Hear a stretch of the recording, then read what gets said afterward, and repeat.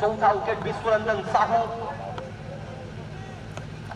अच्छा खेले हैं गैप में, कलाई का उपयोग, फाइन लेग बाउंड्री के दिशा पर और एक बाउंड्री। अनिरुद्ध स्वाई का इस समय विकेट चटका पाएंगे। इस बार कनेक्शन बेहतर, लॉन्ग ऑन के ऊपर से लंबाई और ऊंचाई और उससे दूरी 6 की मंजूरी। ये चारी टापर बॉल सिंगल, टापर बॉल छक्का। अनिरुद्ध क्या वापसी कर पाएंगे? सामने चित्री विकास। नहीं, वापसी को भूल जाइए, गेम को वापस मंगवा लीजिए। It's out of the park. Huge half जतबळे देबे वॉल्यूम पूरा पूरी भूले देबे आपनकर। और एक बार, आपकी बार मिड विकेट के ऊपर से मिडल ऑफ द बैट, गेंद स्टैंड पर।